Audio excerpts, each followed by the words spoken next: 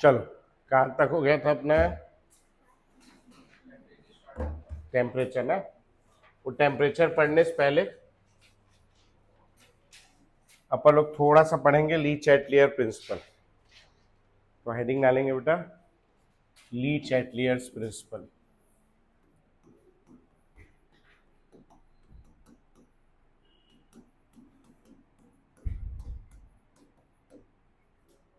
ली चैटलियर्स principal, ये मेरा है ना।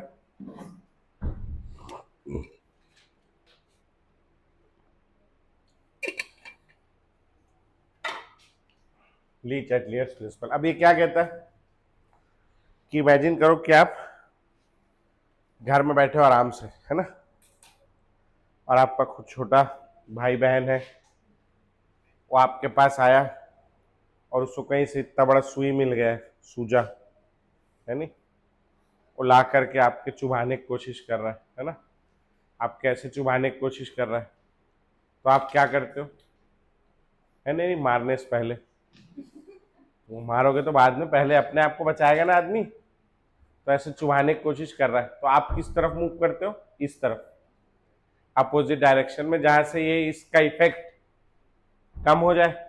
या फिर ऐसे करते हो, इधर लाता है तो बोलते हो ले डाल दे, किडनी में डाल, ऐसे बोलते हो क्या उसको, नहीं, है ना।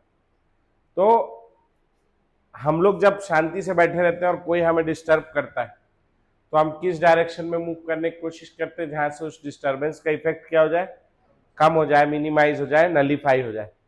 सेम रिएक्शन के साथ भी अगर कोई रिएक्शन इक्विलिब्रियम पे है, शांति से बैठा है, और उसको डिस्टर्ब किया जाए, तो किस डायरेक्शन में मूव करता है, जहां से उस डिस्टर्बेंस का इफेक्ट कम हो जाए, नलीफाई हो जाए। ठीक है, तो लिखेंगे ली चैटलियर प्रिंसिपल में, whenever a reaction at equilibrium, whenever a reaction at equilibrium is disturbed, whenever a reaction at equilibrium is disturbed, it moves in such a direction, it moves in such a direction, it moves in such a direction so that the effect, so that the effect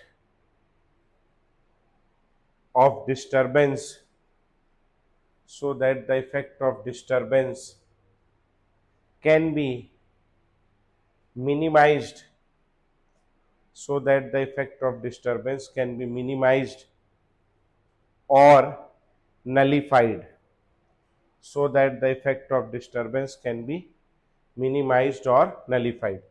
जो disturbance का effect है वो क्या हो जाए, कम हो जाए या तो खत्म हो जाए। ठीक है, अब टेम्परेचर के आधार पर हम लोग उसको कैसे डिस्टर्ब कर सकते हैं, तो on the basis of heat change, heat का क्या चेंज आ रहा है, रिएक्शन दो प्रकार का होता है। पहला वाला होता है एंडोथर्मिक रिएक्शन, और दूसरा वाला क्या होता है, एक्सोथर्मिक। लिखूंगा, उधर जाऊंगा तो लिखूंगा, अभी दूर है ना। एंडोथर्मिक रिएक्शन क्या करता है, एब्जॉर्ब्स हीट, है ना। इसको कैसे लिख सकते हैं अपन, रिएक्टेंट प्लस हीट गिव्स क्या, प्रोडक्ट। और कैसे लिख सकते हैं, reactant gives product minus heat. Chemistry का जो एरो है मैथ्स के इज इक्वल टू के इक्विवेलेंट है, उधर जाओगे तो साइन चेंज हो जाएगा। और कैसे लिख सकते हो, रिएक्टेंट गिव्स प्रोडक्ट, और साइड में हम लोग मेंशन कर देते हैं डेल्टा एच। डेल्टा एच यानी क्या है, एंथैल्पी चेंज। एंथैल्पी चेंज को ही हम लोग और क्या बोलते हैं, हीट चेंज। यहां क्या हुआ, हीट आई, आई एब्जॉर्ब हुई, एब्जॉर्ब हुई तो हीट की मात्रा क्या होगी, बढ़ जाएगी, बढ़ जाएगी, तो यहां डेल्टा एच कैसा आएगा, पॉजिटिव। समझ में आया। दूसरा रिएक्शन क्या हो जाएगा, एक्सोथर्मिक। एक्सोथर्मिक क्या करेगा, रिलीजेस हीट। इसके नीचे का लिख लोगे, कैसे कैसे कर सकते, चलो दोनों नोट करो फटाक से।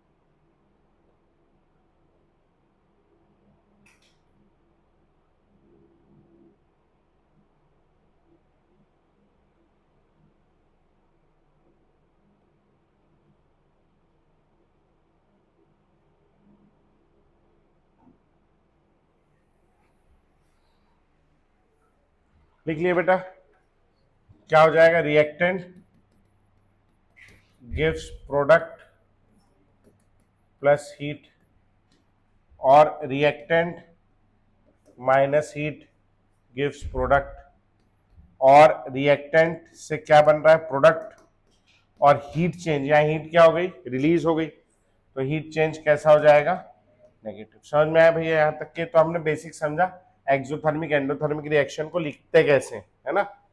अब इफेक्ट क्या होगा, तो मान लो मेरे पास एंडोथर्मिक रिएक्शन, तो एंडोथर्मिक रिएक्शन क्या करता है भैया, एब्जॉर्ब्स हीट। मेरे को ये बात समझ आ गई कि ये हीट एब्जॉर्ब कर रहा है।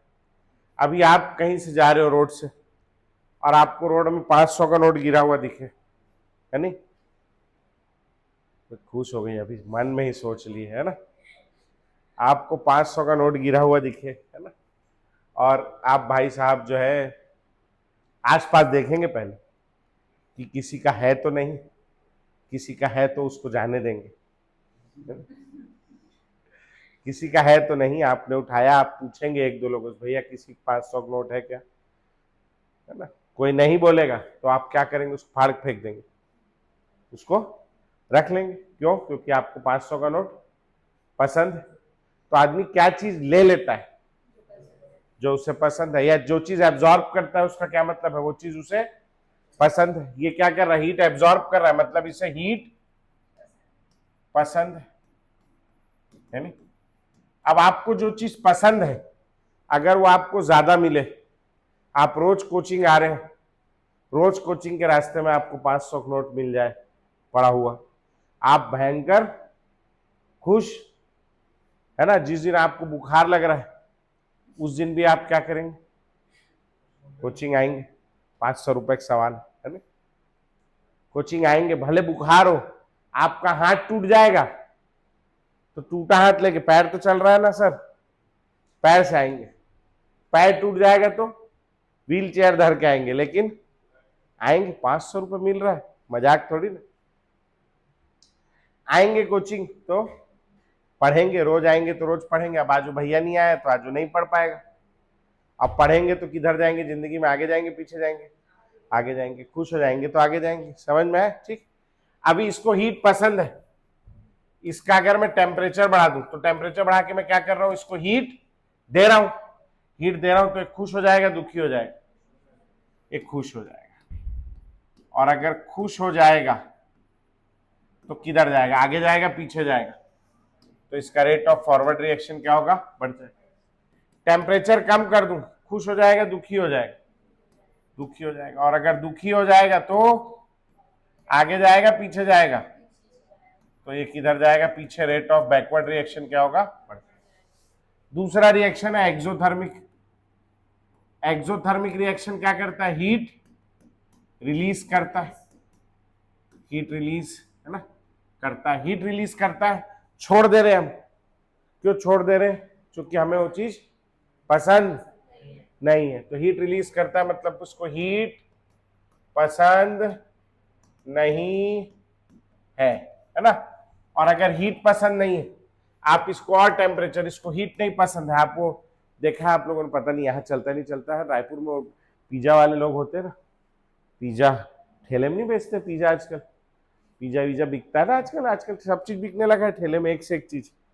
तो भाई साहब पिज्जा बनाने के बाद में एक ठो वो आजकल वो ला के रखे हैं, ब्यूटेन का सिलेंडर ऊपर बर्नर रहता है, उसमें आग लगा लेते हैं, हाथ छोड़ता है, देखा है क्या आप लोगों ने, बर्नर है ना, पिघलाते हैं उससे चीज को, पता नहीं क्या बोलते हैं, मैं नहीं जानता उसको, कुछ बोलते हैं क्या उसको, कुछ भी। आग, अब उसको हीट नहीं पसंद है, आप ऐसा उसको समझ रहे हो, बर्नर से ऐसा जला रहे हो, वो क्या करेगा, आगे जाएगा पीछे जाएगा, पीछे जाएगा। तो उसको हीट नहीं पसंद है, टेम्परेचर बढ़ा दोगे तो दुखी हो जाएगा, और दुखी हो जाएगा तो किधर जाएगा, पीछे। रेट ऑफ बैकवर्ड रिएक्शन बढ़ जाएगा। टेम्परेचर कम कर दोगे, उसको हीट नहीं पसंद है, आप कम कर दिए, ठंडा कर दिए, क्या हो जाएगा, खुश हो जाएगा। और खुश हो जाएगा तो किधर जाएगा, आगे। तो रेट ऑफ फॉरवर्ड रिएक्शन क्या होगा, बढ़ जाएगा। ये नोट करेंगे भैया फटाक से।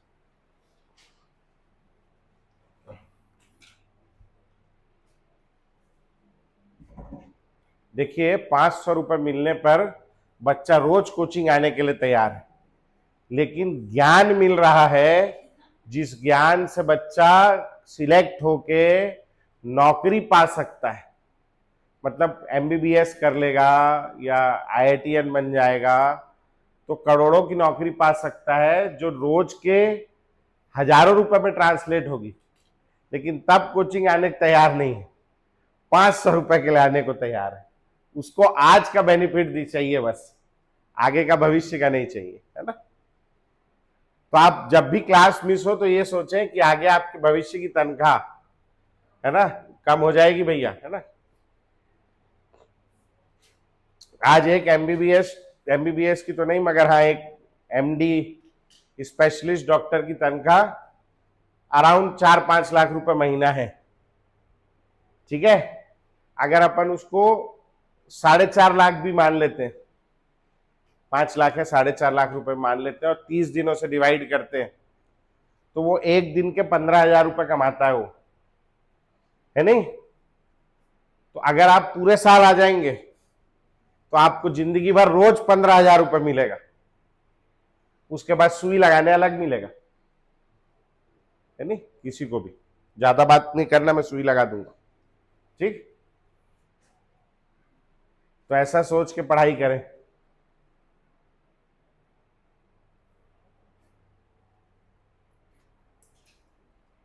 हो गया, लिख लिए। अब जो सॉल्यूट प्लस सॉल्वेंट मिल करके सॉल्यूशन बना रहे हैं, जो सॉल्यूशन बनाने का प्रोसेस है, डिसॉल्यूशन का प्रोसेस है, ये दो प्रकार का हो सकता है। या तो उसमें हीट एब्जॉर्ब हो सकती है, जैसे शक्कर नहीं घुलता तो हम लोग क्या करते हैं, तो हीट देते हैं, उसको गर्म कर देते हैं तो घुलने लगता है। या तो एंडोथर्मिक हो सकता है, ज्यादातर टाइम एंडोथर्मिक ही होता है, कुछ टाइम्स एक्सोथर्मिक भी हो सकता है। जब डिसॉल्यूशन का प्रोसेस एंडोथर्मिक है, ऐसे केस में टेम्परेचर बढ़ाने पर क्या होगा, बोलो, आगे जाएगा। आगे जाएगा मतलब घुलना और बढ़ जाएगा, घुल रहा है नहीं, सॉल्यूशन और बढ़ेगा तो सॉल्युबिलिटी क्या होगी, बढ़ जाएगी। अगर डिसॉल्यूशन का प्रोसेस एक्सोथर्मिक है तो टेम्परेचर बढ़ाने पर किधर जाएगा, बैकवर्ड जाएगा, तो घुलेगा क्या, तो ऐसे केस में सॉल्युबिलिटी क्या हो जाएगी, कम हो जाएगी। किस पे डिपेंड करेगा कि डिसॉल्यूशन का प्रोसेस एंडोथर्मिक है या एक्सोथर्मिक है। तो लिखेंगे भैया अगली लाइन में, if the process of dissolution of a solute, if the process, ये हो गया लिखना, जल्दी लिख, हो गया। If the process of dissolution of solute is endothermic,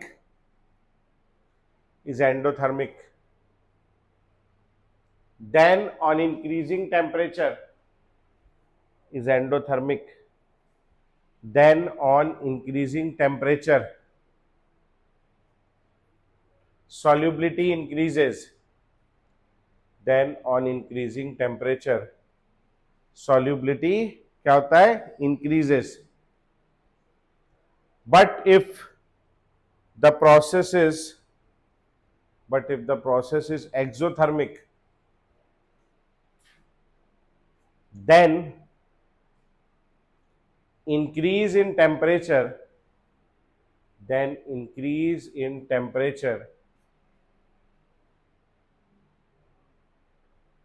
decreases, increase in temperature decreases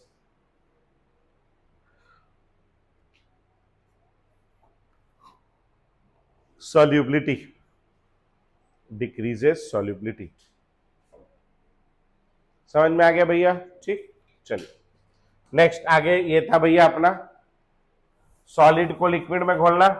pressure का क्या इफेक्ट होगा, प्रेशर का कोई इफेक्ट नहीं होता। टेम्परेचर का क्या इफेक्ट होगा, नेचर ऑफ रिएक्शन पे डिपेंड करेगा, एक्सोथर्मिक होगा तो, एंडोथर्मिक होगा तो अलग होगा, ठीक है। सॉलिड घोल रहे थे, अब हेडिंग डालेंगे भैया, solubility of gases in liquid, solubility of gases in liquid. कुल मिला के अपन इसमें आगे जाके पढ़ने वाले हैं हेनरीज लॉ। ये इंपॉर्टेंट है भाई, यहां से आता है सवाल, हेनरीज लॉ। मेरे पास में एक ऐसा वेसल है, इसमें मैंने यहां नीचे में, ये बंद है, नीचे में लिक्विड भर दिया है, ठीक। ऊपर यहां पर गैस भरी हुई है। ये मैं फिजिक्स वाले सर से आपके मांग के लाया हूं, massless, weightless, frictionless, senseless piston, है नहीं। पता नहीं कैसा पिस्टन है, ना उसका मास है, ना वेट है, फ्रिक्शन है। ऐसी पुली भी बनाई है इन लोगों ने, मासलेस, वेटलेस, फ्रिक्शनलेस, सेंसलेस। ये पुली हमारे गांव खेत में लगवा दे, कुएं में, बहुत दिक्कत होता पानी निकालने, फ्रिक्शन बहुत अड़ता है। और वो लोग कहते हैं केमिस्ट्री में एक्सेप्शन हो रहा है, कुछ भी हो रहा है उल्टा सीधा। तुम्हारे यहाँ जितना एक्सेप्शन हो सकता था सब तुमने पहले ही हटा दिया है। Consider black hole, consider an ideal black body, होती ही नहीं। कंसीडर एन आइडियल गैस, होती ही नहीं। केमिस्ट्री वाले पढ़ा रहे रियल गैस, तो रियल तो आदमी में दिक्कत होगा ना, है ना। मगर हमारा मजाक उड़ाते हैं, क्या बोलूं। ये वाला पिस्टन ले लिया मैंने, है ना। अब ये पिस्टन जो है ऊपर से, इसको मैं दबा रहा हूं, एक्सटर्नल प्रेशर बढ़ा रहा हूं। एक्सटर्नल प्रेशर बढ़ाने से गैस के जो मॉलिक्यूल हैं वो लोग क्या करेंगे, नीचे भागना शुरू करेंगे। और नीचे भागेंगे तो क्या होगा, लिक्विड में सॉल्युबिलिटी बढ़ती जाएगी। समझ में आ गया भैया। तो प्रेशर बढ़ाने पर solubility of gas in liquid क्या होगी, बढ़ती। समझ में आ गया, ठीक। अब मैंने क्या किया, एक और वेसल ले लिया, इसमें मैंने एक लिक्विड भर दिया, वाटर है सपोज करो, है ना। यहां मैंने भर दी ऑक्सीजन गैस, यहां भर दी नाइट्रोजन गैस। ऑक्सीजन गैस का partial pressure 20 atm, nitrogen gas का partial pressure 2 atm। Partial pressure समझ रहे हो, पार्शियल प्रेशर मतलब इंडिविजुअल गैस का क्या प्रेशर है, समझ में आया, ठीक। किसका पार्शियल प्रेशर ज्यादा है, ऑक्सीजन का। गैसें नीचे जाएंगी, कौन सी गैस नीचे ज्यादा जाएगी, ऑक्सीजन नीचे जाएगी या नाइट्रोजन नीचे जाएगी, दोनों जाएंगी। सॉल्युबिलिटी ज्यादा किसकी होगी, ऑक्सीजन। इसकी सॉल्युबिलिटी क्या होगी, कम होगी। समझ में आया पक्का, ठीक। तो यहां ये नीचे जा रही है तो moles of O2 in liquid क्या होंगे, ज्यादा। और moles of N2 in liquid क्या होंगे, कम। अगर इसके मोल्स ज्यादा होंगे तो मोल फ्रैक्शन ऑफ O2 क्या होगा, ज्यादा। और मोल फ्रैक्शन ऑफ N2 क्या होगा, कम। समझ में आ गया भैया पक्का। ज्यादा सॉल्युबिलिटी किसकी होगी, उस गैस की जिसका टोटल प्रेशर ज्यादा है या पार्शियल प्रेशर ज्यादा है, पार्शियल प्रेशर ज्यादा है। टोटल प्रेशर इसके लिए भी 22, मतलब टोटल प्रेशर तो 22 atm है टोटल, वो दोनों के लिए सेम है। लेकिन सॉल्युबिलिटी किसकी ज्यादा होगी, जिस गैस का पार्शियल प्रेशर ज्यादा हो। मतलब अपन लोग बोल सकते हैं solubility of a gas in liquid is directly proportional to partial pressure of gas above surface of liquid। जिसका पार्शियल प्रेशर ज्यादा होगा उसकी सॉल्युबिलिटी ज्यादा होगी। समझ में आ गई बात पक्का, ठीक। दोनों चित्र बनाओ और जैसे जैसे लिखा है वैसे लिखो।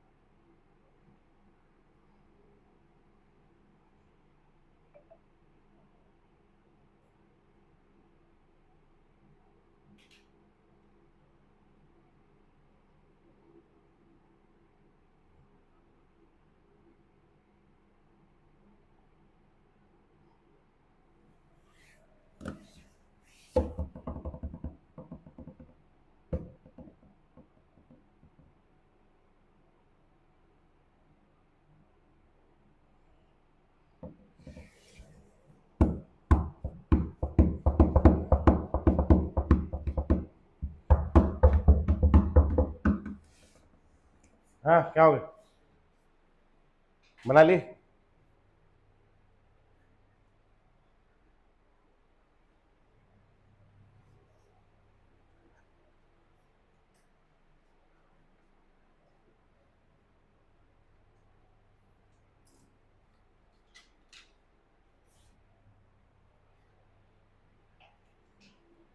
बढ़े आगे, ठीक है भाई। इफ वी यूज इसी के नीचे लिखना, if we use mole fraction of gas in liquid, mole fraction of gas in liquid, mole fraction of gas in liquid as a measure, as a measure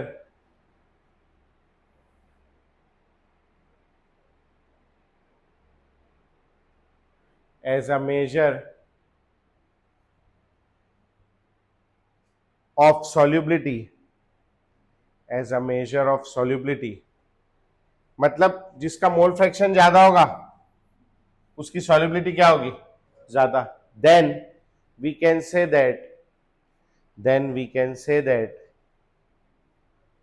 हाँ क्या कह सकते हैं बोलो, कौन सी गैस का मोल फ्रैक्शन ज्यादा होगा, जिसका पार्शियल प्रेशर, तो लिखेंगे mole fraction, then we can say that mole fraction of a gas in liquid, mole fraction of a gas in liquid is directly proportional, is directly proportional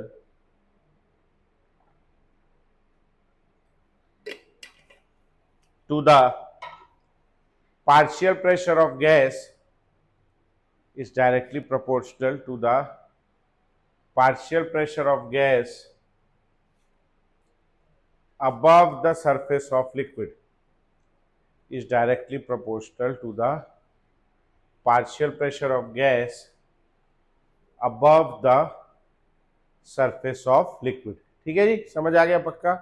चलो अब लिखेंगे the most common form, the most common form of Henry's law, the most common form of Henry's law states that, the most common form of Henry's law states that, देखो भैया हमने क्या पढ़ा, ऊपर pressure ज्यादा होगा तो नीचे मोल फ्रैक्शन ज्यादा होगा, लेकिन हेनरी भी अगर यही बात बोल देगा तो हेनरी साइंटिस्ट एनसीईआरटी में छपने वाला और आप में क्या अंतर रह जाएगा, कुछ रह जाएगा क्या? नहीं। आप ही बता रहे थे सर इसका प्रेशर ज्यादा है तो ज्यादा घुलेगा, इसमें हेनरी क्या जरूरत पड़ी अपनी, तो हेनरी कुछ नया बोलेगा ना।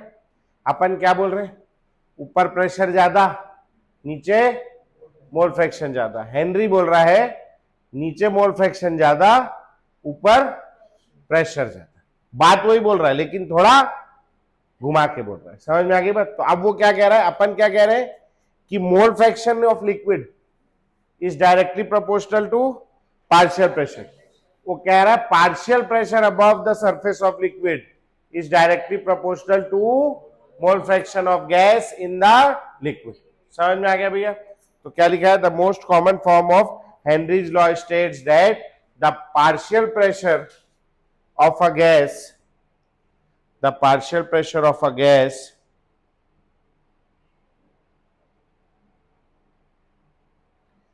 in the vapor phase, in the vapor phase above the surface of liquid, in the vapor phase above the surface of liquid is directly proportional, is directly proportional